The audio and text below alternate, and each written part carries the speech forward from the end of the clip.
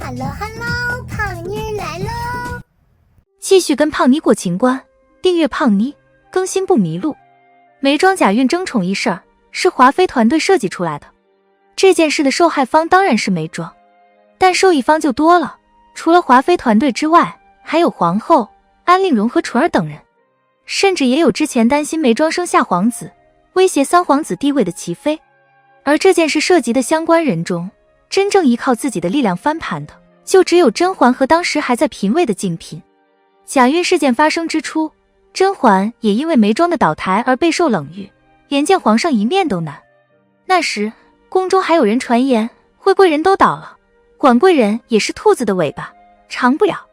幸而甄嬛和皇上感情基础好，甄嬛智商情商又非常能打，借着方若姑姑的力得以见到皇上，一通枕头封下来，不但替自己洗清嫌疑，还把皇上的疑心往华妃身上引。那之后又经历了深夜惊雷事件、木薯粉事件，甄嬛和皇上之间的感情反而比梅庄假孕之前还要好了。静嫔也是如此，梅庄是她宫里的人，在圆明园的时候，两人的宫殿距离也很近。梅庄犯了错，也等同于静嫔犯错，但从结果上来看，静嫔非但没有因此而影响到自己，待到梅庄从弦月阁出来的时候，皇上对静嫔更信任了，给她妃的位分，连甄嬛也是她为队友。那么在假孕事件前后，静嫔到底做了什么，才让坏事变好事，转败为胜呢？梅庄假孕事发当场，共有3人替她求情，其中甄嬛出于真心，安令荣迫于形势，皇后是为了凹人设，静嫔也有想要起身的举动，但最后到底是没吭声。事后梅庄说皇上不信她，其实静嫔也不信她，只不过皇上的不信在于不信梅庄的为人，静嫔的不信则在于不信甄嬛团队的能力。为什么这么说呢？且看后面甄嬛在翊坤宫流产时的情景，当时皇上和皇后都不在，华妃一人独大。尽管如此，看到甄嬛被罚，静妃还是几次3番求情，没有畏惧和退缩。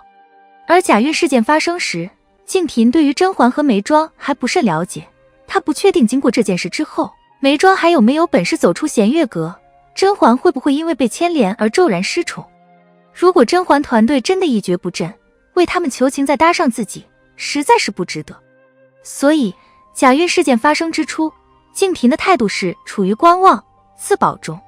静嫔去劝慰梅庄吃饭，一方面可能是受了甄嬛的委托，另一方面是因为梅庄若真出什么事，静嫔也难辞其咎。很巧合的，静嫔发现梅庄的饭菜被投毒，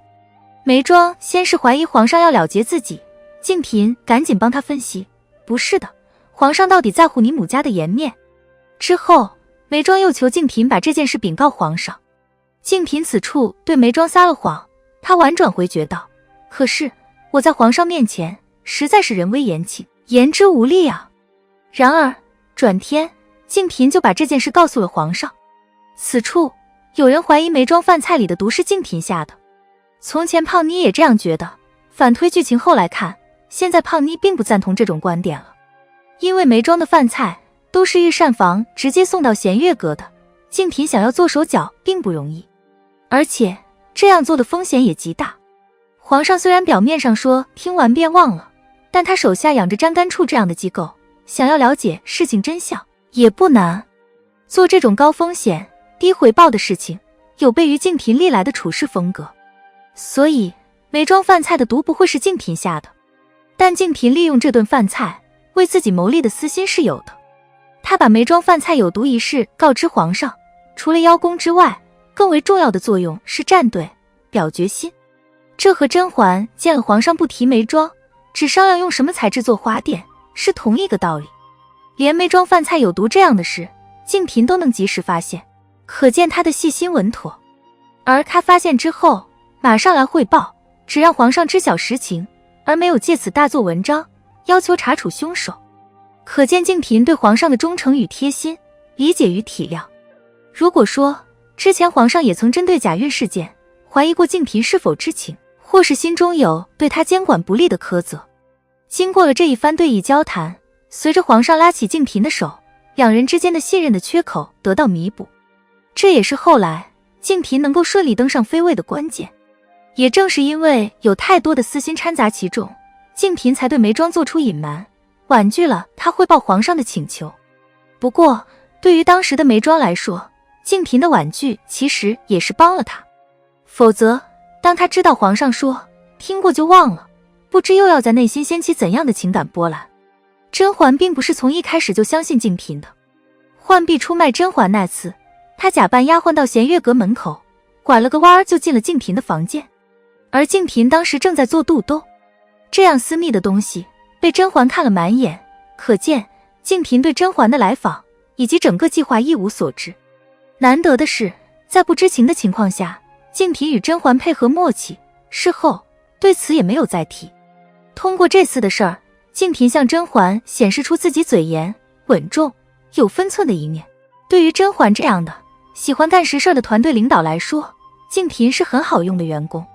而静嫔这边也通过这件事看清了两个事实：第一，甄嬛能让华妃吃这么大个哑巴亏，足见她实力强大，前途无量；第二，眉庄是甄嬛的软肋，对眉庄好就是对甄嬛好。照顾好眉庄是静嫔加入甄嬛团队能够递交的最有分量的业绩单。因此眉庄伤心，静嫔劝慰着。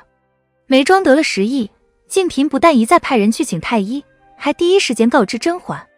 眉庄治病养病期间，静嫔跟着忙前忙后。甄嬛是一个心明眼亮的人，也是个有契约精神的领导者。静嫔为眉庄所做的一切，她都看在眼中，并且也给了丰厚的回报。从这个角度上来说，眉庄假孕事件给静嫔提供了一次在皇上面前表现的机会，也提供了她加入甄嬛团队一起搞事业的资本。当然，这机会和资本不是别人递交到静嫔手中的，而是她自己依靠反复的衡量、算计得来的。所以假孕事件中算计眉庄的人不只是华妃团队，也有静嫔。只是这里的算计并非贬义词。好在从甄嬛和眉庄的角度上来说，静嫔在本次事件中的算计是无害的，是双方为共赢的关系。但是这也并不能说明静嫔的算计是全无公害的。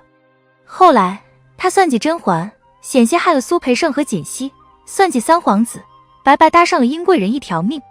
胖妮想，如果甄嬛够敏锐，对于静嫔后来犯的这2个致命错误应该是有预见的。也正是因为有预见，才注定了从头到尾静妃只能充当团队员工，而甄嬛对她有的只是表面上的礼貌与周全，到底是没有给她对端妃那样的敬重。好了，本期的影片就到这里，喜欢胖妮辛苦给影片点赞，订阅胖妮，下期更精彩。